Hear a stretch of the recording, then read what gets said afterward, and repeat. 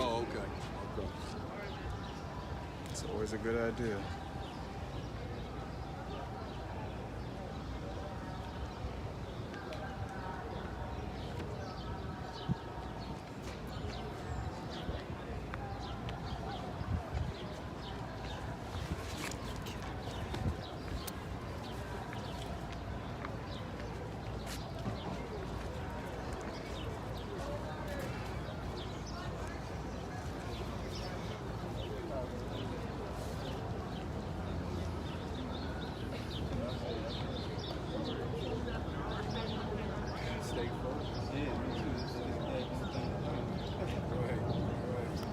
Alrighty, ma'am. I'm ready when you are. Ready when you are. Bismillahirrahmanirrahim. Alhamdulillahi Rabbil Alameen. Well, of course, we want to welcome everybody to the umpteenth demonstration that we're having all over the United States of America. And we're having these demonstrations because just like what happened in Atlanta the other day, can you imagine how stupid the police is with millions of people coming out all around America and all around the world? They have another dumb police in Atlanta kill another brother on TV again. That means the police are so addicted to the habits that they have, right? They have a habit of arresting black people. They have a habit of assaulting black people. They have a habit of killing black people. So one of the things that we want to do is we want to help them break the habit of killing black people. But before we get to that, there's something that's called a teach-in. A teach-in is something that we had years ago on campuses, universities, and what have you.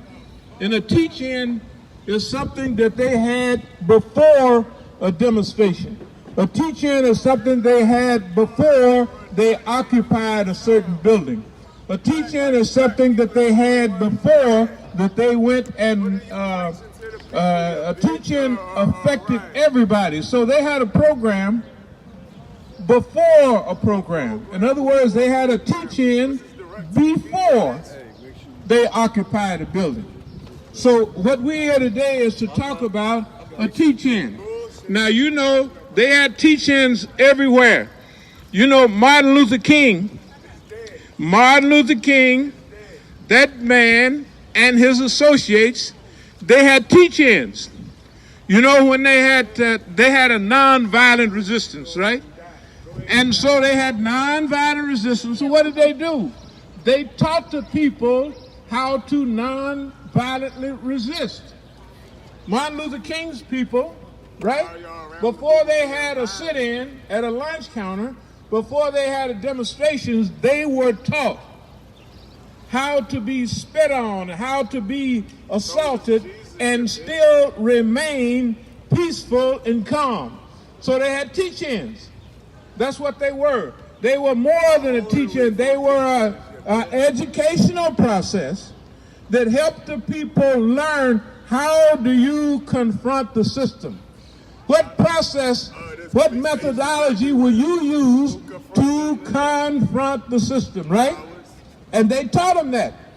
And when they followed the orders correctly, over the years, they was able to affect the conscience of the whole United States of America. Through what? Nonviolent resistance. That's what they had. So that was a teach-in. So Martin Luther King had it. Martin Luther King attended a scholarly camp every summer, right? To be taught and trained about Gandhian, right? Mahatma Gandhi, Gandhian processes. He didn't just jump up and run down to Atlanta, run to Birmingham, and run to those places, and then start having protests.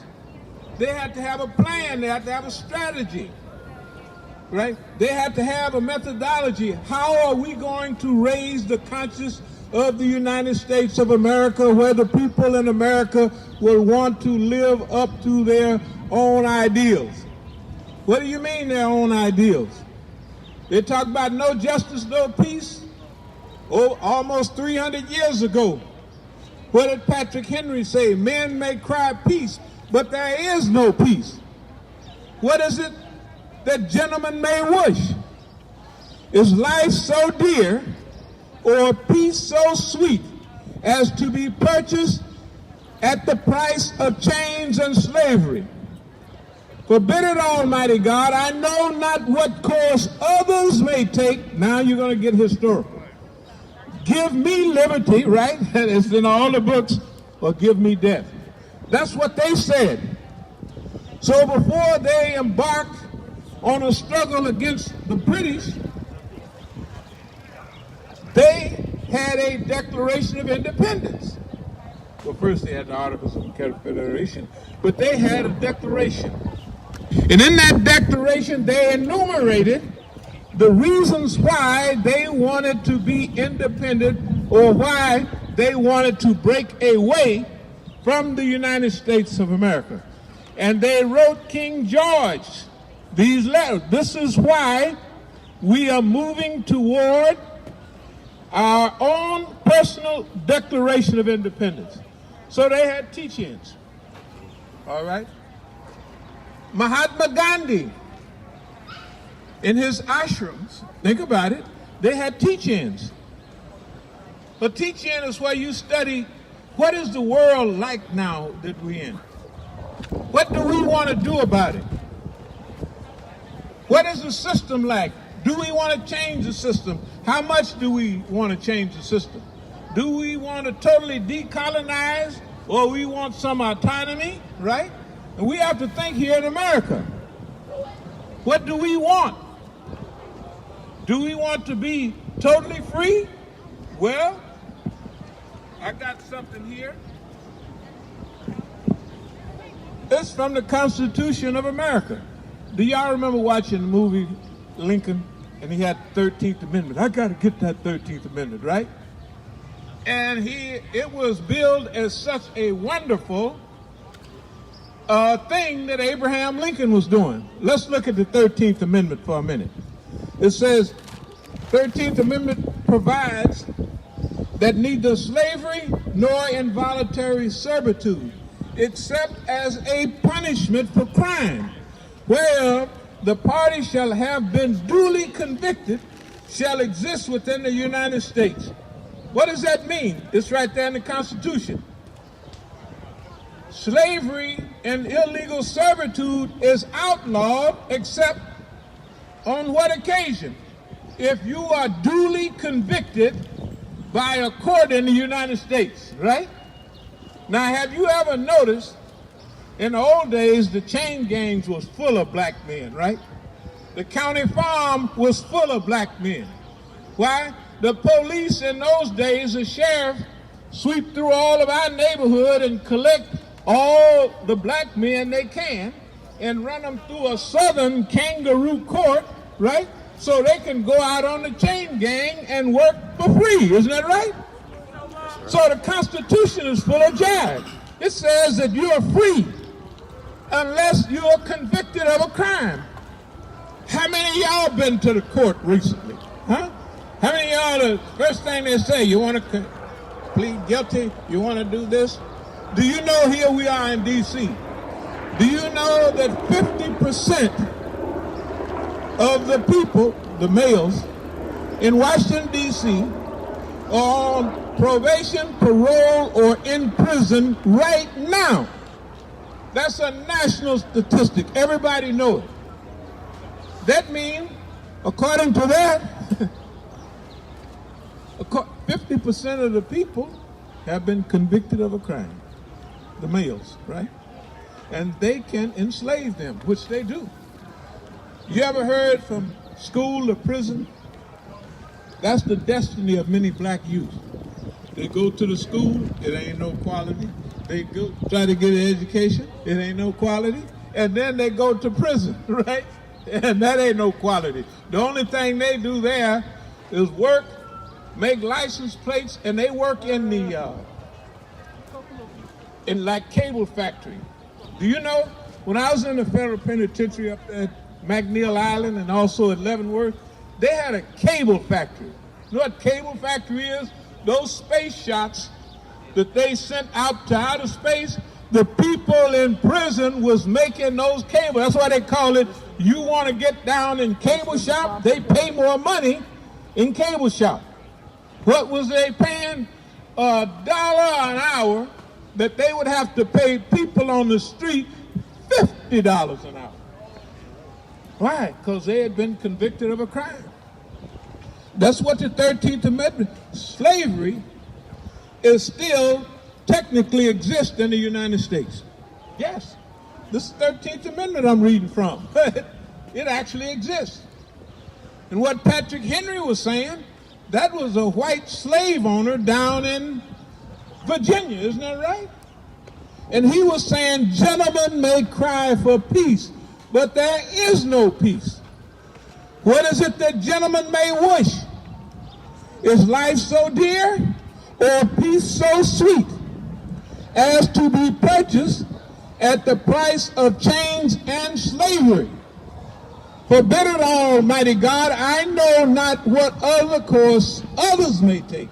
But as for me, now you'll all remember this, give me liberty or give me death. That's what they said. Right down there, a few blocks from here, down in Virginia. All right? So if they said that, and they won their freedom, and they fought for their freedom, what about you and I? And when I talk about freedom, I'm not talking about only black Americans. We're the point of the spear. We're the tip of the spear. When they we used to have a saying back in the 60s, if they come for me in the morning, they coming for you tonight, right? That means if they come for the revolutionaries in the morning, if they come for the dissidents in the morning, if they come for the rebel rousers and those causing physical disturbances in the morning, all you moderates and sweetie pies, they coming for you tonight, right? But they're going to get them first. They're the most dangerous. In the meantime, a teach-in would produce a certain attitude. We see it right here in what we're doing now. It's mobilization and organization, right? So Martin Luther King and those people were good at mobilizing people, bringing them all together. We got people all over the world. They're on our side. Don't worry. We have the ability to mobilize people right now to the struggle. But then there's the next step, organizing the people. The people have to be organized. Why we have to be organized? Because they're going to do you, the young people, exactly the same way they did us 50 years ago. You jump in the street, you come to Washington, D.C., they give you a little handout, right? A little so-called freedom. They give you the voting rights bill, 64, 65, isn't that right? They give you all of that, and remember, you can mobilize, but you're not organized. The system is organized, so it lays and waits on you. In a few years, you haven't taken away your rights to vote down in Georgia, isn't that right? But you got a voting rights bill. Aren't they taking the rights of people away right today in Georgia? Why? Because the people would mobilize like everybody here. Can you imagine the amount of people we done had? They've been trying to in Missouri too, trying to require identification in order to vote. All of that stuff to vote. One lady, she was 91, and in Minnesota, they wouldn't let her vote. She's an old black lady. She'd voted before, but they said, you don't have a birth certificate. You know, when I was going to Canada once, there was a guy next to me. He was wondering why the police was messing with me. And he called on the phone. He said, there's a guy next to me, you know, when we was going through customs. He has a handwritten birth certificate. It had an Arkansas seal on it. And it wasn't on my birthday. My birthday was on the 27th. I was born on that day, but it was a Dr. So-and-so that did his deal on the 7th of March. Now, imagine if you was in the country and you call a doctor, how long it would take a doctor. You know, when I was growing up in the South, we still use them old cotton wagons and mules. I'm telling you what we did. Now, you can believe it or not. Although this is 21st century, you know, I was born in 1945. Anybody over 80 years old when I was born in slavery. Now, think about that. Anybody over 80 years old, black people, was born in slavery. So you call the doctor, and the doctor would take a week to get there. The baby's already born. If he came out, because all of us, it says born where? In a house, not no hospital. This old lady was older than me, 91. They wouldn't let her vote because she didn't have a birth certificate. Her and nobody else her age hardly had birth certificates, right? Because you had to be born in a hospital, you had to be lucky, and definitely you had to be white. I don't want to get away from the subject. When I got my first passport in about 1970, all you had to do was take somebody to the passport office and say, yes, I swear he was born. Look at the old stuff. You didn't have to have all this paperwork you have now, because didn't nobody have that type of paperwork then. But anyway, let's get back to organization and mobilization. The police department is organized. The police unions are organized, right? We get 3 or 4 police fired, we get this going on. Within a year later, they lay low for a little while, and that union comes back and it chips away. Within 3 or 4 years, they done chipped away with all these millions of people marching in the street in the United States because they're organized. So teach-ins organize the people. That's what we have to do here, right? Tell the truth. Instead of just mobilizing the people, we have to organize the people. Why we should be organized? We have to have an agenda. What do we want? What are our demands? What do we demand from the system, right? What shall we ask for, right? What shall we either plead for or demand? What is our petitions about? They have to be clear.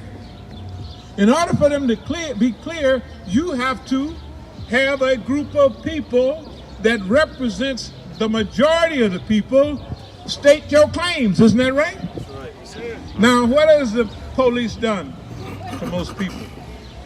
These type of demonstrations now, they done scared people so much, they don't even say who the leader is, right?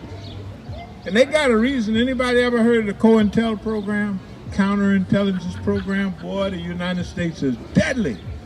Oh, they are deadly then, and they're deadly now. They're deadly. So what they do is I tell you what, there's a guy called Louis Bean. If y'all got your phones, type in his name. Louis Bean has an article called, what is it? Leaderless Resistance. Now, this is a white man. He's I'm not going to call him, so I'll just call him one that wants freedom for white folks. There ain't nothing wrong with that, right? They got white, I don't want to diverse one more time, just digress. All this Second Amendment stuff, man. Who are those people, Second Amendment people? It ain't me and you, it's white men. You go in a white man's house, right? Tell the truth. He got a gun rack. You got any Negroes got a gun rack, and y'all got a gun rack in your house? Raise your hand. You don't have them. You got them. Why? You are WHITE, right? Tell the truth. You got a gun rack in your house, and it's normal, right? Tell the truth. Isn't it normal? I don't, but you know, Trump is the first president since Gerald Ford who did not start a war. He ain't started no war. First president since Gerald Ford. I'll get back to you later. That man that started more trouble, just stay down on your bike. I'll be right back at you. That man that started more trouble, what do you have in the United States today? You have a war He's starting a war between the people. This man has got a war going. He got the biggest war been in America since the 60s. He trying to divide up the black folks, the white folks, Latinos, and everybody. And you know what that dummy is doing? He's uniting the people. Unauthorized military actions. He walked out here with the old general. All the generals in the armies against him. I don't. For you. Okay. They're acts of terror, actually. Anyway, let me finish up. Thank you very much. But the point is, you got guns in your house, and the government. You were just lying. You don't have no. Well, it's okay. You're telling a story, but a lot of your friends got them. Let me tell you. You watch the little schools that kill the little children. Who's killing all them children? Somebody's killing them. They got all that. I am telling you that the system is trying to get the guns back from white people. Who's the people dying most of drugs in America today? 70,000 people last year. White men, isn't that right? Tell the truth. They're white men. Tell the truth. They're white men. So who's mad in America? You think blacks is mad? Okay, we say peace. Now I know y'all both Euros, but you gotta have a little peace here. Anyway, so look. Nah, that's okay. Those things. No, that's all right. That's okay. He can't. Huh? No, he gotta leave.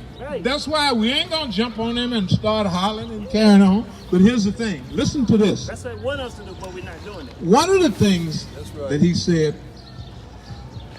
or two things he said. First, he said he have guns, and he lied. But white men have gun racks in their houses. Who won the Revolutionary War? Tell the truth, Minutemen. You know why? All Americans own guns.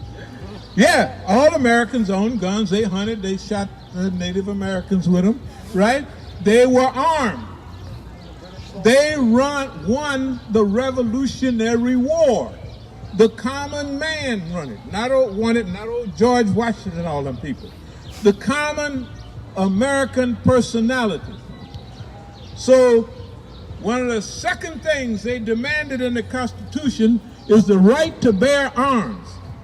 Not to bear arms against your brother, your cousin, your mama, your sister, but against who? The government. When the government gets out of line, right? When the government gets out of line, if the people are armed, think about it, they can challenge the government. Have you noticed the militancy of the government in the last 20 years? All the excess weapons they got should go to Iraq, they give them to the police. Do you know how the police look now? Think about it. The police got black masks on, ninjas. You think the police, right, is assassins from somewhere. Of course, that's where they act with us. Tell the truth, the police look like murderers, they act like murderers, and they dress like murderers. Right here in the United States, the police, they're supposed to protect you, and they'll come kick your door down and blow you away, right? Okay, so if you don't like that, then you have to change it. That's what the Declaration of Independence, I'm just going to mention what it says. It talks about what y'all all remember, life, liberty, and the pursuit of happiness, right? That's what the Declaration of Independence talks about. So any time a government does not support or carry on that type of activity, it is the duty or the responsibility of the people to alter that government and replace it with another that's dealing with truth, justice, and security. That's what the Declaration of Independence says. Now, back to teach-ins. Back to mobilization and organization. Dr. King was able to do what he did, one, because they had teach-ins. They taught and trained the people in nonviolent resistance. Gandhi was successful in India because they were taught nonviolent resistance, right? That's why they were successful. Okay, in America, we have to have not only nonviolent resistance, but alternative resistance. Alternative resistance is a temporary measure. Alternative resistance means if you got so many churches in D.C., then some of the churches will take care of the opiate problem, right? Yeah. If you have homelessness, remember the church, the mosque, and the synagogue used to be places of refuge. That's what they were for. Remember before all this Social Security, if you wanted money and help, you went to the church, you went to the masjid, you went to the synagogue. Those were institutions that we set up ourselves to solve our own problems before we depended on the government. Okay, suppose you have an argument with your husband, sister, and you call the police. What happened? They're going to come over and blow your husband away. Is that right? Tell the truth. Right there in the black neighborhood. That's what's going to happen. It's happened. Yeah, so why call the police? No. Think about it.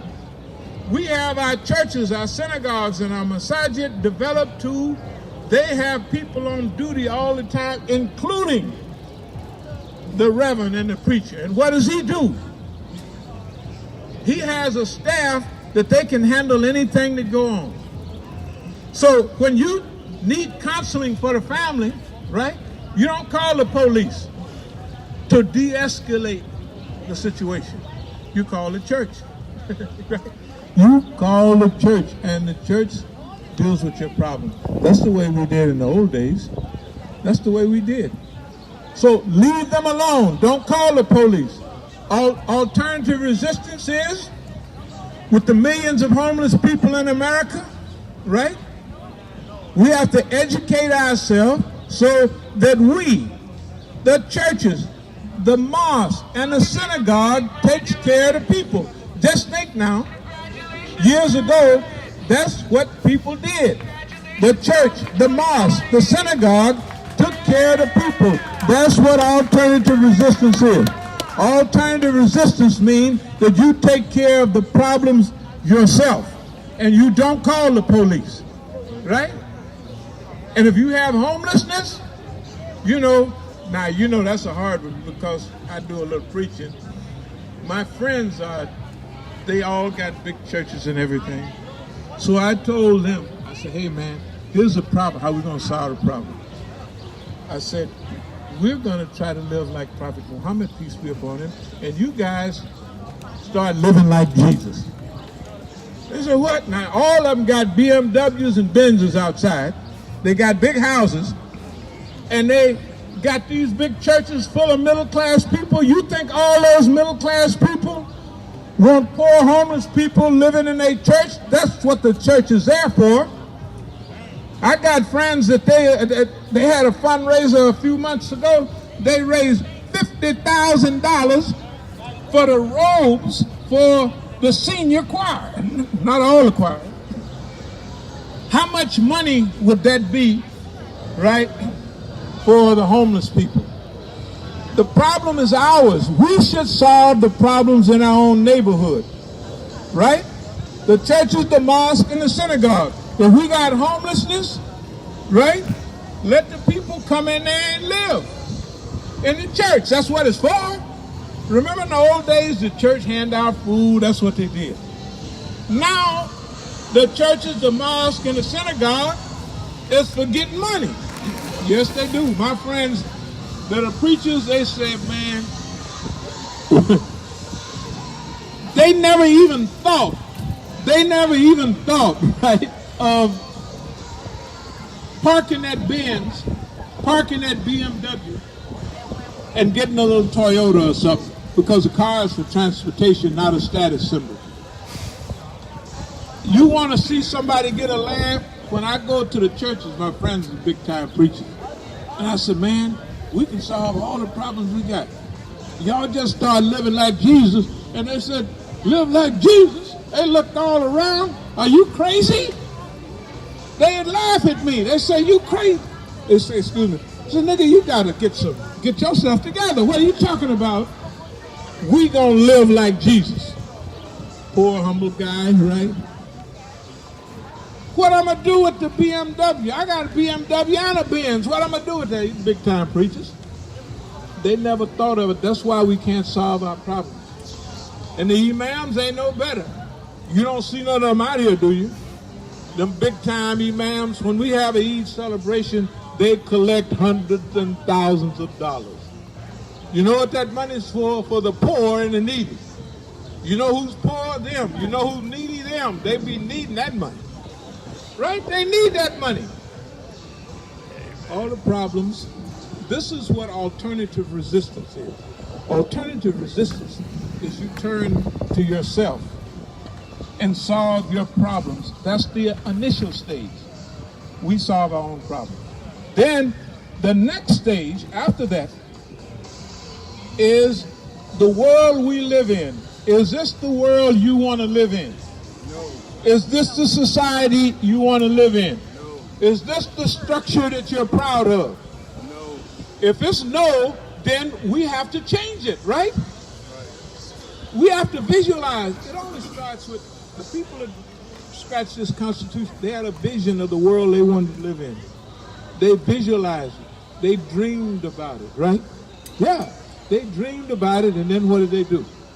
They started doing the work to put it into practice. Now, this leaderless resistance come up because the white organizations that are, like I said, this guy wrote the article, Leaderless Resistance, Louis Bean, they fear the government so much because they cracks down on it. They said it is not possible in America to establish a pyramid type organization in America. They don't believe it's possible. So they got some system they call leaderless resistance. I'm not going to go to it in detail, but we don't have to have leaderless resistance. We can meet together, we can study, and we can work, and we can train ourselves, right? That's what you do. You train yourself to become successful. Now you got to remember, not many old timers like me are here from the 60s and from the 70s to transfer the process. But all of y'all are young. You have the ability to meet together, to monitor yourself.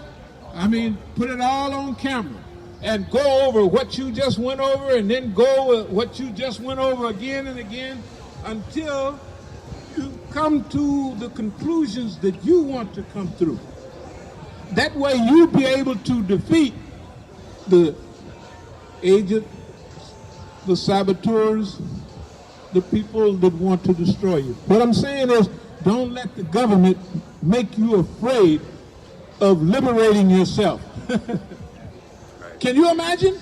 The government got people afraid to liberate themselves. Therefore, they're successful. They jailed most of us. They killed most of us, right? All the leaders from that period. So right now, you don't have anybody that have gone through that experience, except a few. Just imagine, I'm the only one out of all of my homeboys out here jumping up and down. Where's all the rest of them? They at home. They quiet as they can be. They got a little old. I'm 75. Some of them are my age, a little older. So when you get that old, you want to retire and all that. I'm not retired. You know why? I believe in humanity. I believe in the human evolution of humanity. I believe the human being has a spark within themselves that whenever they face something, they can challenge it, they can adjust, and they can evolve over whatever they encounter. I believe that's what the human being has in them. And they can do that, right?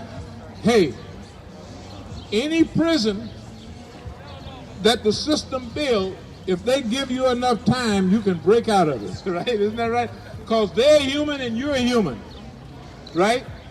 They're human and you're human. These people have developed a system that thrives on poverty and murder and every other thing you could imagine. Fear. Fear is number one. Look, so we have to get busy and change the world. That we want to build the world we want to live in. What, you let somebody kill your dream? You gonna let somebody destroy your hopes and aspirations? Huh? I say no, don't do it. We have to do this ourselves. And there ain't many of us here right now today, but remember, when they ask, what does America look like? It looks like the people out here. Every race, every color, and all backgrounds, right? Can you imagine somebody hired that dummy Donald Trump? And that dummy tried to divide up America into different groups, right? And you know what he did? He unified all the people. Now this man missed all the classes in school. He ain't got no sense. The other day somebody asked him, they said, Mr. President, can you tell us about Frederick Douglass? He said, oh, Frederick Douglass is doing fine. Like Frederick Douglass is still alive, living right around the corner like he just talked to him. The man is crazy. That's right. He's a buffoon. Maximum. Huh? The other day, people trying to deal with this coronavirus, he told them, well, look, get you a little radiation treatment, and if that don't work, maybe inject a little bleach, something. Right? Then he said that, tell the truth. The man is crazy. All the little children know there's an X on the bottle of bleach. Don't mess with that, it's poison. On all cleansers, there's an X on the bottle. This dummy is the President of the United States, and he advised the people to commit suicide. Suicide! You know, in the dope game, they have a hot shot. That's if you shoot battery acid in somebody, it'll kill them. You know, the second thing closest to the hot shot is bleach. If you ain't got no battery acid, hit them with a little bleach and they gone. And that's what he was telling me. The man is crazy, right? He tried to unify all the people and their races and colors, right? And national origins, and he unified us. This man is a blessing for America. Yes, he is. I know y'all mad at him, but look what he done produced. That man is a blessing for America. He's crazier than Ronald Reagan, crazier than George Bush. Now, I used to think George Jr. was the craziest man in the world. He invaded Iraq. He did all. I said, man, this man is the dumbest president we've ever had. Now we got this bum, and he makes George Bush look like a scholar and a gentleman. Tell the truth. He makes him look like, I said, man, George. Therefore, he's a blessing. He's a blessing if we use this time and use this energy. And this is the last thing I'm going to say. Don't let this time dissipate. You know, in other words, you have to design your platform and your program to use your time properly. That's what we got. Now, next Sunday, we're going back to some of our old programs. So next Sunday, we have a masjid out there. You can take one of these flyers. It has a name where you can go. We're going to have a nice little dinner, but we're going to have a teach-in. We're going to start our teach-ins on Sunday again. 4603 Benning Road. If anybody wants those, you can call. But we're going to start at 1:30. Now, we'll be back tomorrow. Don't worry, we ain't going nowhere. But we want to tell you, we are starting back to get hooked up in the spirit of the time. And we're not going to let it pass by without our influence and without our contribution. So thank y'all very much for listening. And remember, hey, if freedom is coming, we're going to bring it. That bum in the White House, he ain't going to do nothing but sit up there and eat. What does he eat? He like fries and burgers. Can you imagine? Then they said the other day, I don't want to make fun of the guy, but he wasn't walking straight. I said, if you eat burgers and fries for all your life, you're going to be unsteady, right? You ain't going to have no nutrition, right? Right, tell the truth. And he eat McDonald's. He like McDonald's food. Y'all ever seen the thing in the, they put some McDonald's fries in this glass case, and they was there for 20 years. They still look like, tell the truth, like that. hey man, I'm sorry. No Big Macs for me, right? No even fries. I'm finished with fries from McDonald's. But now Don gotta have them daily, right? And y'all wondering why he crazy. That man haven't made a good meal in 15 or 20 years, I believe, since he left his mama's house. Thank y'all very much. Thank you. Thank you. Thank you.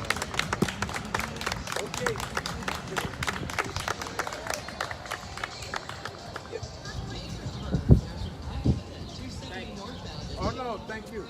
All right. Y'all want one of these fries? That's for all of y'all. All right, how you doing? Okay, just do this right here.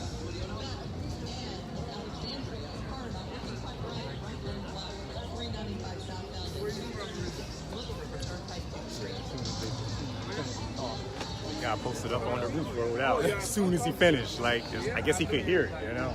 And he just walked off. Like, I just watched him walk off as soon as he finished. I don't know what that is up there. Like, was that a tripod for a gun they put up there or something? Like, they got the snipers just trained on the brother. What in the world? Hey, man,